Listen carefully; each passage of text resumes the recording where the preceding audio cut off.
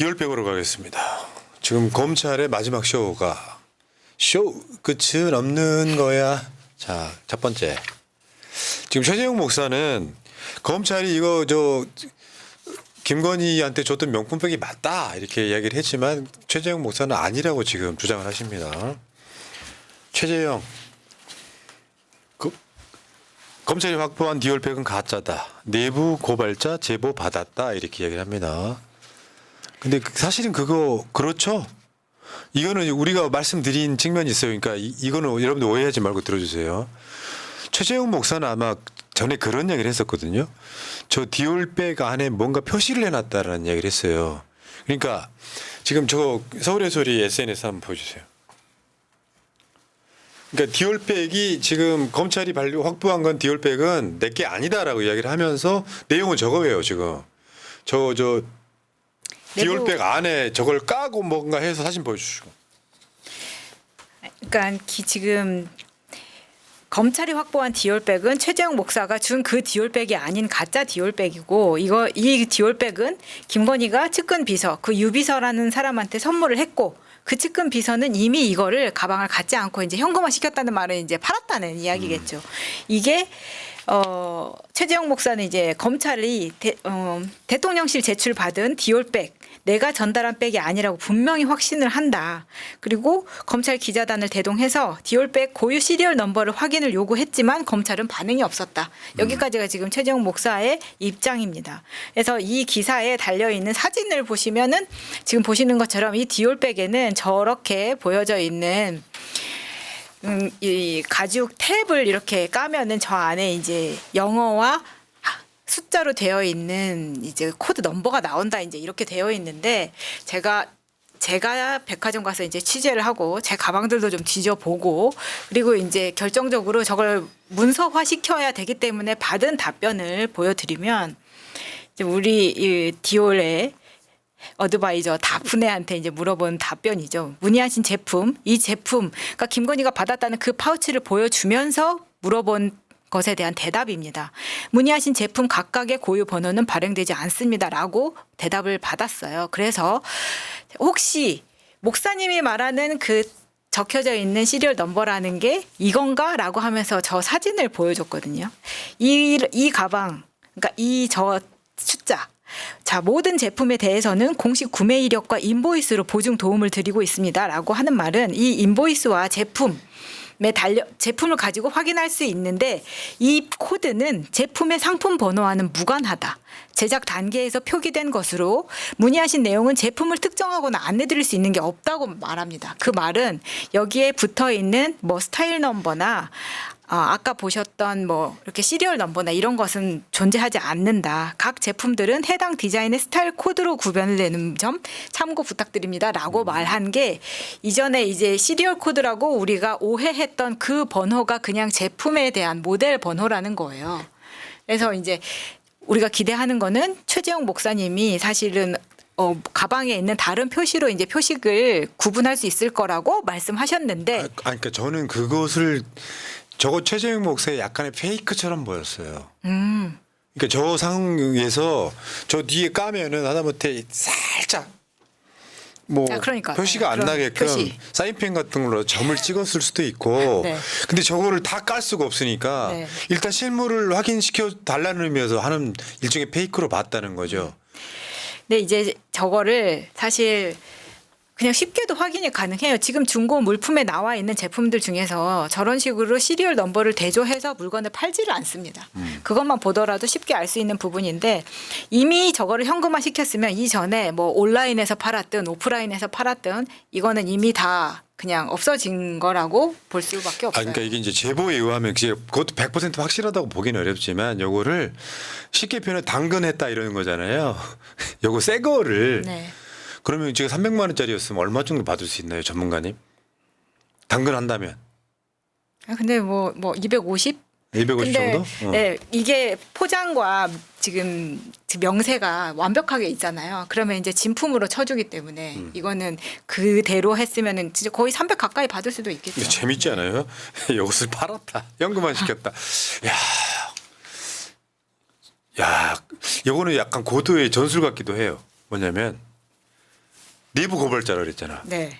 누가? 근데 저 부분에서 저도 저 내부 고발자면은 우리가 지금 알고 있는 그 명단 중에 한 명일 거라는 이야기가 들고 그 안에서 근무했던 사람들이 다 사이가 좋았을 리가 없다고 생각합니다. 예를 들면 왜 명신이 언니는 유비서한테만 저 가방을 줘? 나는?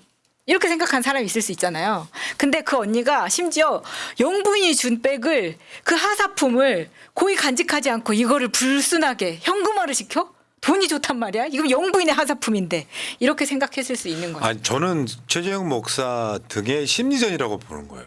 이거를 심전이라고 보는 거야. 어쨌건 여기서 결정적인 단계에 이렇게 딱 히든 카드 하나가 아직 안 나와 있는 느낌이 좀 가깝고요. 자, 그건 그렇다 치고, 예, 이게 이런 게 있어요. 명품백이 문제가 아니란 말이에요. 핵심은 윤석열의 불법도 있는 거고. 최소한 청탁금지법 관련해서도. 근데 지금 대한민국 사회 동영상까지 있는 뇌물수수 사건을 검찰이 무혐의 처분하면서 가장 이제 눈길이 모아진 곳은 뭐였냐면 이원석이었죠. 이제 임기가 이제 며칠 안 남은 이원석이 아 그래 잘했어 하고 사인을 해줄지 순수히 넘어갈지 했는데 결국 수사심의위원회를 이제 작동을 시키겠다. 이거 보면서 여러분 수사심의위원회가 가면은 이 사건을 검찰이 되돌릴 수 있습니까? 누가 이원석이 말을 들어요? 수사심의위원회를 뭐 해야 된다 그러지만 수사심의위원회에서 이제 강제성도 없어요. 수심위에서 수사 이거 해야 된다, 뭐 기소해야 된다라고 나오면 기소 안 해도 상관없는 거예요. 다만 나는 검찰이 그러니까 그 이원석을 통해 가지고 수심위 정도는 했어. 마지막 단계인 거고 사실 대세를 바꾸진 못해. 이 내부적으로는. 수사심의위원회라는 게 우리가 겪어봤지만 수심위가 그 결론 냈을 때 뭐 일반 시민들한테 뭐 굉장히 유리한 결론 내는 거 보셨어요? 저 사람들 자체가 대부분 다 친보수 성향의 사람들이 대부분이에요. 그렇죠. 그러니까 외부 전문가로 구성된 심의위원 많게는 300명 정도 되는 사람들 중에서 그냥 무작위로 15명을 뽑는다는 거예요. 근데 저는 정말 저 수사심의위의 결론까지 손을 대고 싶다면 저 15명 못 찾겠어요? 저는 그런 생각도 들더라고요. 그러니까 여러분 그 이원석이가 총장 퇴임하고 나면 정치권으로 온다는 게 일반적인 썰이거든요. 한동훈하고 친구잖아요. 한동훈 잘 나갈 때 같은 동기인데 가방 못지 했던 애야. 근데 그 상황에서 자기가 완전히 면을 깎이지 않고 저 상태에서 그냥 무슨 식물총장처럼 나와버리면 정치할 만한 기반이 안 되지 않습니까? 그러니까 수심이 난 작동했어. 이 어마어마한 윤석열 치하에 나는 내가 할 말을 8초 동안 안 했다. 뭐 이런 것들로 자기가 갖고 있는 자기 위상을 하나 그나마 확보한 뒤에 정치권 나온다는 게 정설입니다. 근데 저거는 내가 봤을 땐 그래요.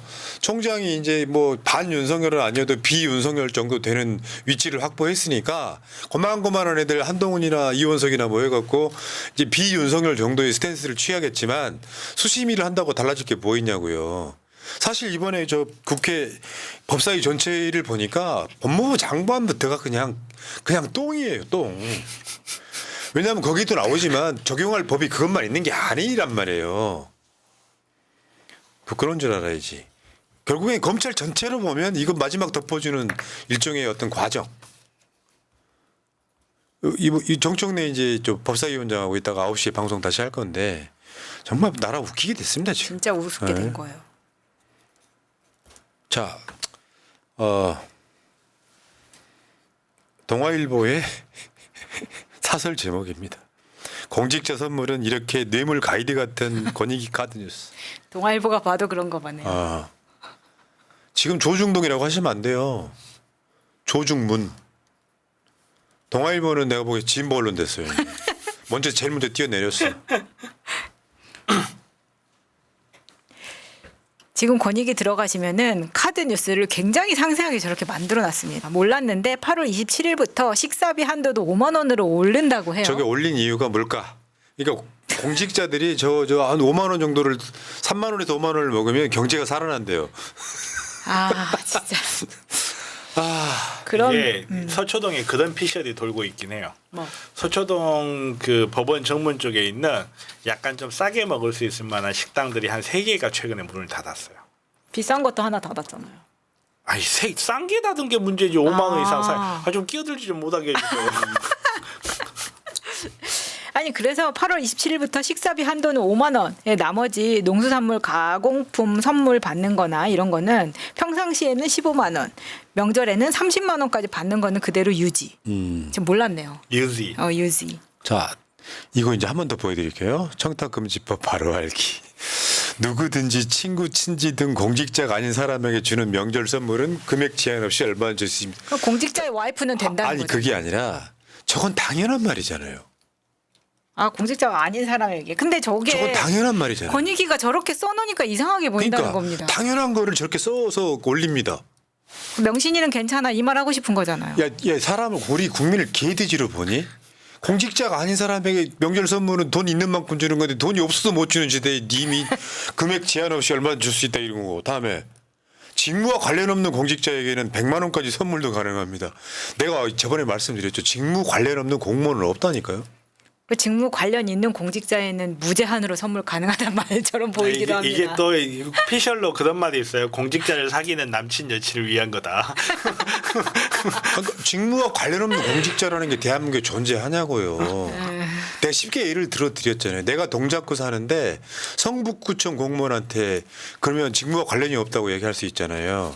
나는 성북구청 쪽에 땅 주인일 수도 있고 빌딩 주인일 수도 있는 거예요. 직무와 관련 없는 공직자는 없습니다. 없다고 보시면 돼. 그걸 어떻게 증명할 거냐고. 내가 성남에 뭐 관련해서 뭔가를 하고 있는데 내가 저 동작구 산다 그래서 성남시청 공무원한테 뭐 저기 100만 원까지 선물한다는 이 자체가 말이 안 되는데 저건 사실이 그렇다 치더라도 이런 식으로 같은 뉴스를 내면 안 되죠. 왜? 국민들은 100만 원까지 줘야 되나 보다 가이드라인 만들어진 거야. 그다음 직무 관련 공직자에게 선물로 줄 수 있는 상품권은 특정한 물품 또는 용역에 수량이 기재된 물품 또는 용역 상품권, 금액 상품권은 제외입니다. 요거까지입니다. 뭔 말인지는 일단 모르겠고요. 그러니까 금액 상품권은 제외하고 그냥 용역 상품권은 된다고 하는데 그 용역 상품권의 예시가 뭐예요? 어차피 다 금액이 정해져 있어야지 쓰는 상품권만 봤는데 일정한 금액이 아닌 물품 또는 용역 수량이 기재된 기프티콘, 문화 관람권 등이 선물로 가능하다. 뭐 이거 뽀뽀 10회 뭐 이런 거 말하는 거예요 지금? 내가 봤을 때 그냥 쓰레기예요 이것들. 뭐 심하잖아. 다음. 공공기관이 업무를 위탁한 수탁업체나 그 직원도 이해충돌 방지법 적용 대상인가요? 야스. 김건희는요? 그러니까 그 직원도 이해 충돌 방지법 적용 대상이냐? 그러면 유비서도 대상이란 이야기잖아요. 네. 김건희는요? 자 다음 공직자 이해충돌 방지법은 한 단계 더 청렴하고 공정한 공직사회 밑거름입니다. 그냥 나가 뒤져라 얘들아. 근데 위반 행위 신고자 비밀 철저히 보장하면 아까 그 내부 제보자 있죠. 그 사람 최대 35억 원 보상 받을 수 있는 거예요.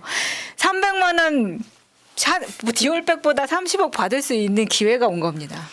그러니까 예초에 저번에 금요일 날 정변 나왔을 때 그랬잖아요. 동네에 있는 병원이 응급실 있는 병원이 소방대원들한테 물을 지급하는 것도 뇌물일 수 있어서 금지시켰다고.